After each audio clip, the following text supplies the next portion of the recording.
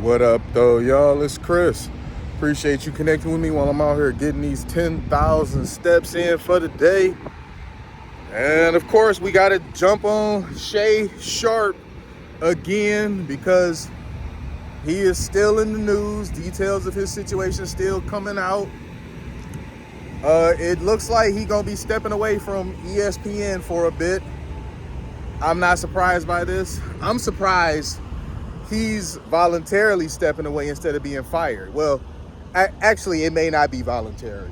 It may be the bosses there at the House of Mouse is like, hey, look, you got to step away for a bit.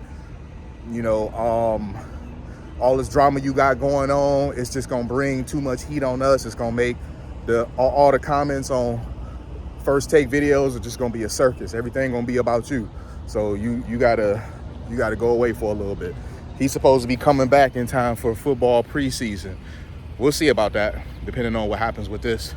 But he made in that same statement saying the proclamation that everything that he said is true, and he's gonna step away and focus on his family and addressing these false allegations, basically.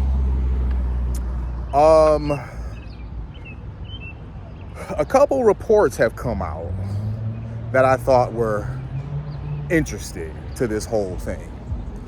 One, you have a report that says that at FS1,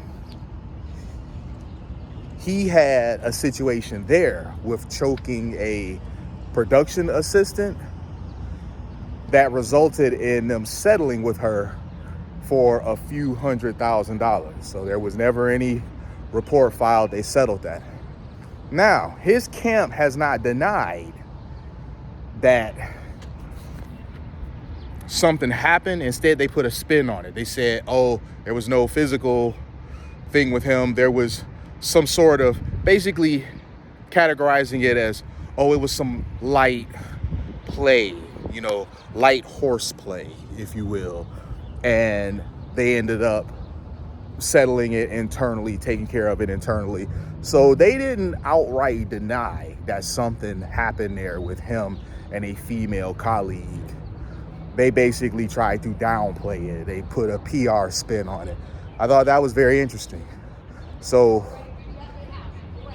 with this happening right now, stuff like that, reports like that surfacing are not a very good look. Then another report, and this one was from TMZ. They say that he has had 100+ BDSM encounters with this woman in the time that they've known each other. So that's over the course of a year that they've been kicking it or were kicking it. And TMZ reported this. TMZ is very credible. They don't print anything without crossing all T's, dotting all I's. So if TMZ says this is a thing, it must be a thing. Stuff is looking really bad for Unc Shay right now, man. He really got himself in a goofy situation that he had no business being in. And it's crazy because people are sharing clips of when Monique was on his show telling him that he needs to leave these young girls alone. And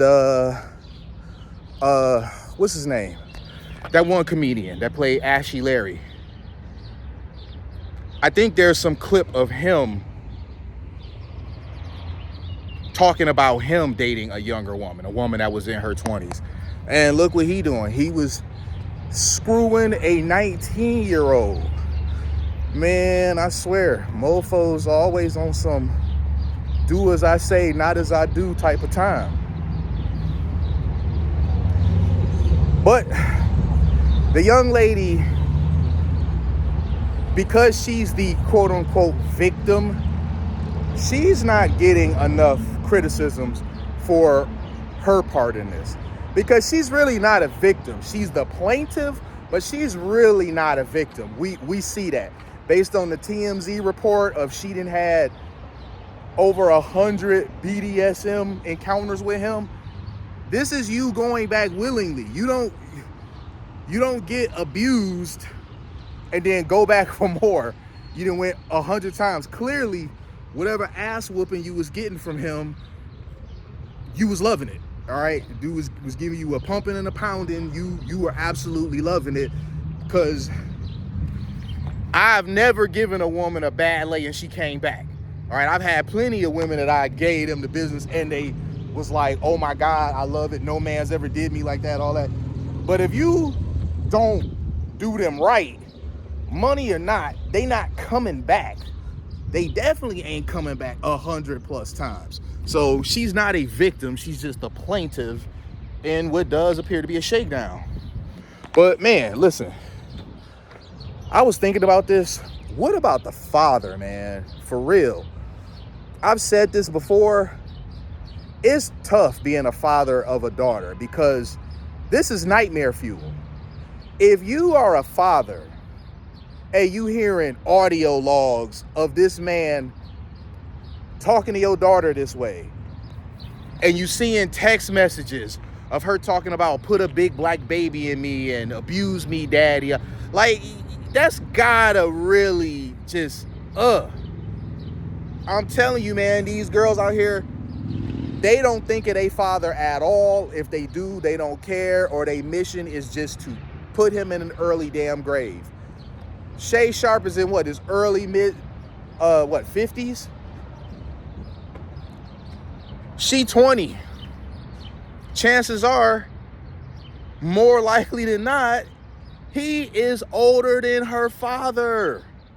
Now, if you some daddy and you know your daughter is out there getting BBC, getting blacked by a dude that's older than you, Shannon Sharpe or not, pro athlete or not, celebrity or not, I know that can't sit right with you. And not the racial aspect of it, just the fact that your princess is out there getting all types of violated by a mofo that's older than you. That cannot sit right with you as a father. It can't. That's gotta be just nightmare fuel. I don't know what type of coping that a father would have to do to separate himself from that, to make peace with that, to not think about it. And I don't ever want to fucking know. So yeah, I don't think this woman is being criticized enough. All the ire is for Shay. He's not a very sympathetic figure right now. Black men don't really find him to be that sympathetic, because black men like, bro, you should know the game. We call you Unc out here. You should know the game. There's no reason you should have fell for this.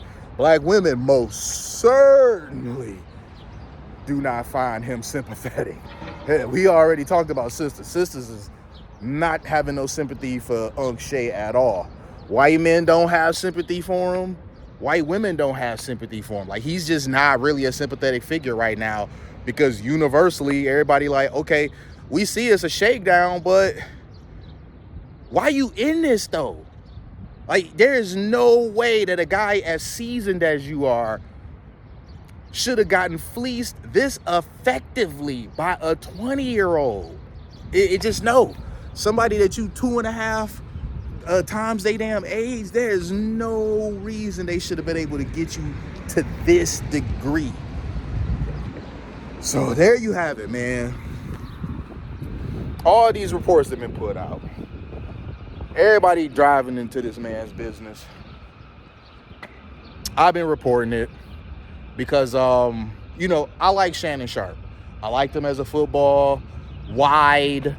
What would he play? Tight end. He played wide receiver. When he got into the league, though, he kind of switched up and became tight end. And he was kind of like a hybrid to an extent, a wide tight end.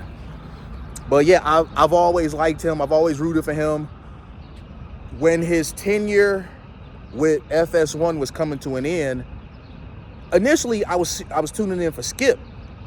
I was totally tuning in for him, though, towards the end of that tenure. It just was like, Skip is there, cool, but Shannon's personality and charisma and how funny he was is what won me over. So I've always been a fan of his, and that's why I got limited sympathy. Like, I have some sympathy for him, but at the same time, I feel like everybody else, like, there's no reason you should have ever ended up like this, man. Like, this is not a good look. I mean, this was such an epic fail on your part. It's ridiculous. I'm gonna leave it there though, y'all.